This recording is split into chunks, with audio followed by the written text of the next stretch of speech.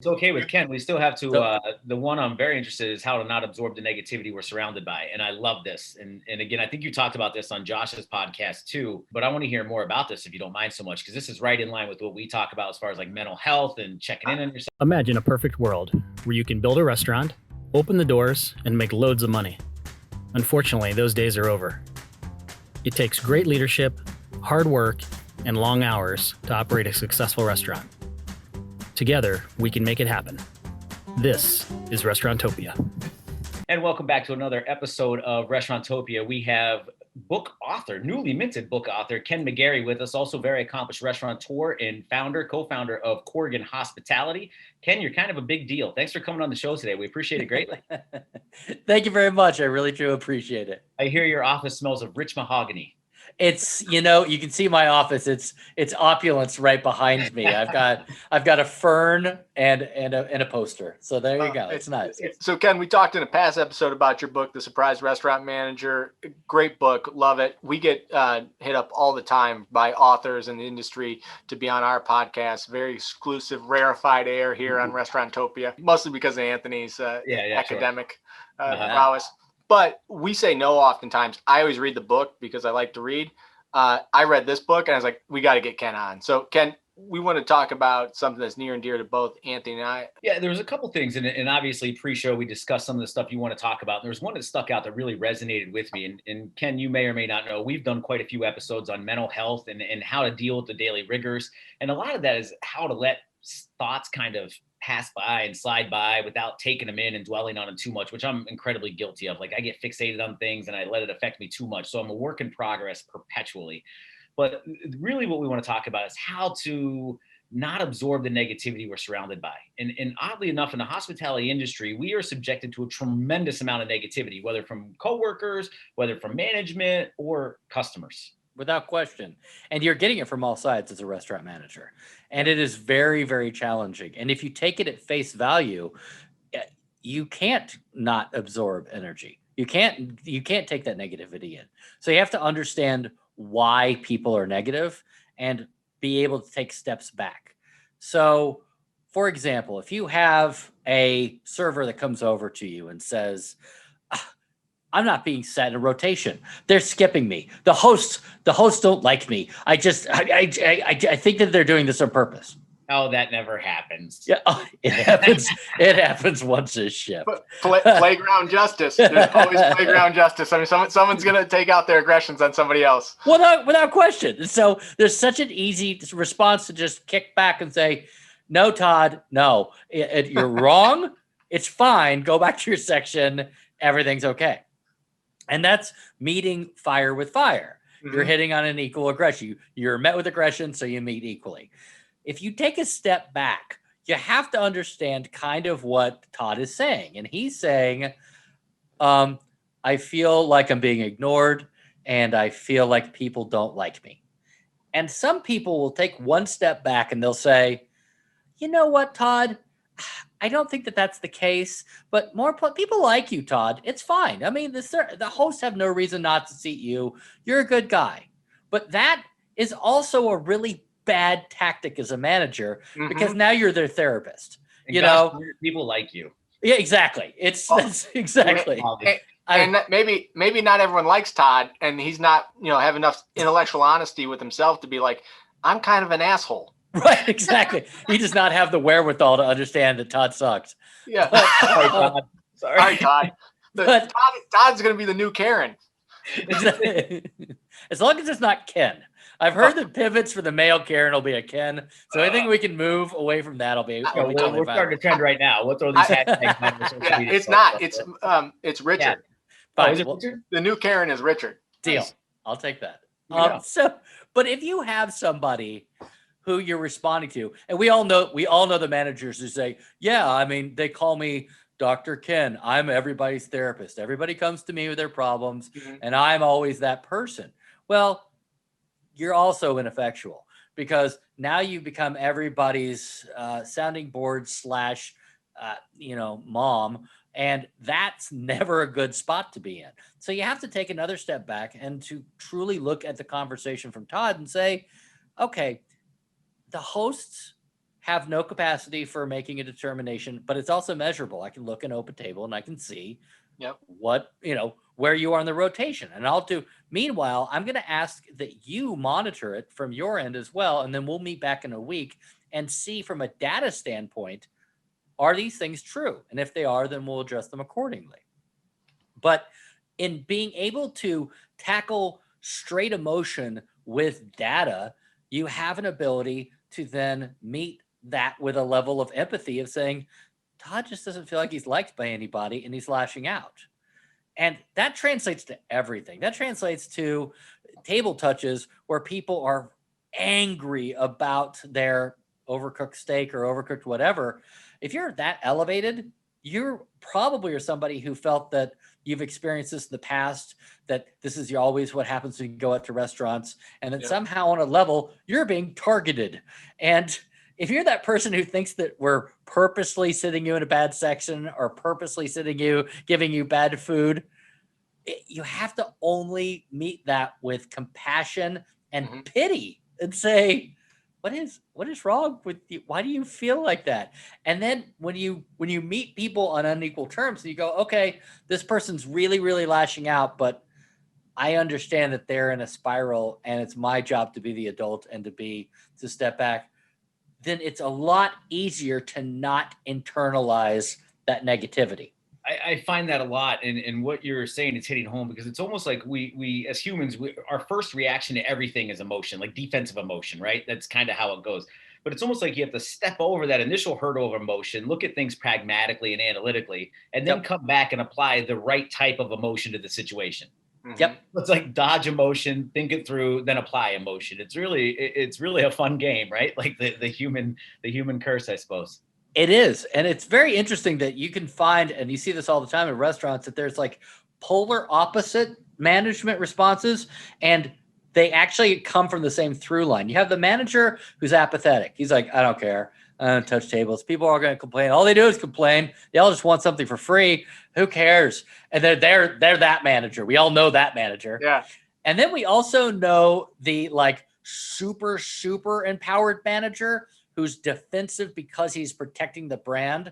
And he's like, nothing can be wrong. So he's like, no, there's no way that there's a problem. And he's very, very like staunch. And he thinks that what he's doing has value because he's defending the restaurant.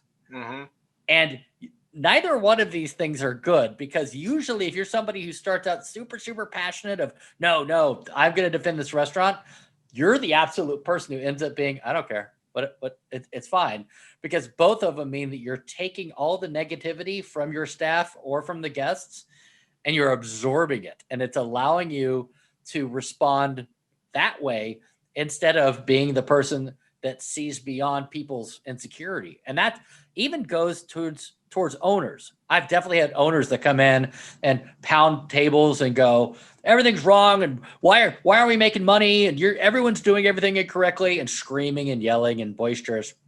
And it's very easy to internalize that and freak out as a manager, because your boss is really, really upset about the performance. Well, take 2 steps back. The reality is that owner probably has investors, and those investors are probably like that scene in Goodfellas where they're like, F you, pay me. And it doesn't matter if you're doing well or not. They're just such a nice place. It was such a nice place. It was just, and then after we sucked every dollar out. Yeah, exactly. That is the reality of most owners, is it's not just them. They are part of an investment group, and they're sitting there on their head saying, where's my money? Where's my money? And so they're probably terrified. And when owners come to me and say, oh God, you should be doing this better, it means they've run out of strategy. They've run out of, because if it was just that easy, then they would have done it.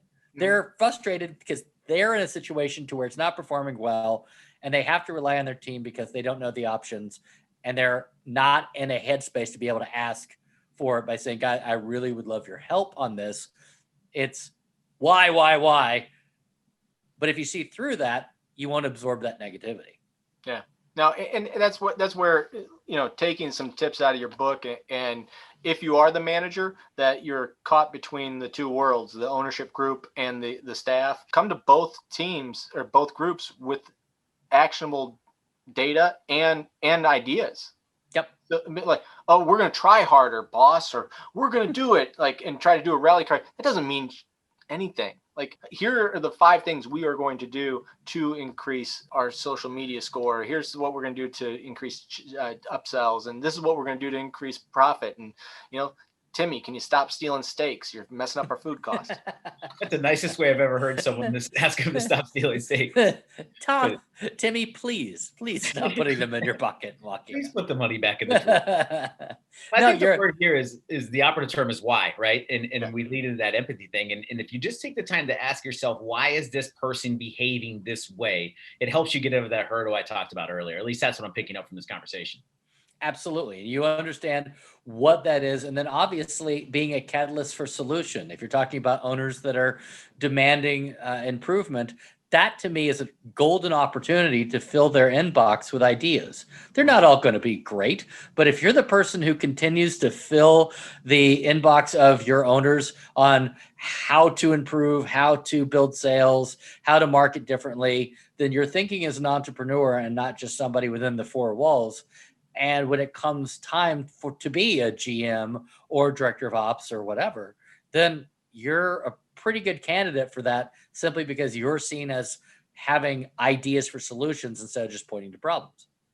They're students of they're people who listen to Restauratopia and other great podcasts like Josh Copels and people who read your book. And to shameless plugs, but this is a great book. And that's what you need to do as a manager, is constantly be studying and using these techniques, because I can tell you just to myself, never being in restaurant industry on that side of things, how to deal with employees when they come to you. I didn't know some of the techniques in this book, and that was really impactful for me. I was impressed.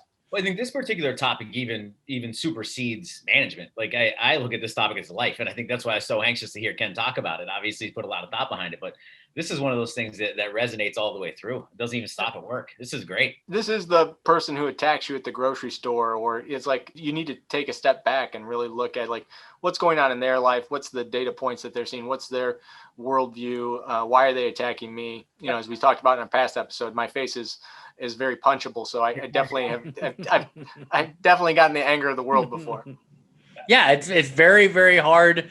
I mean, we're all human. Our immediate reaction is always to throat punch somebody, but that's never the right answer.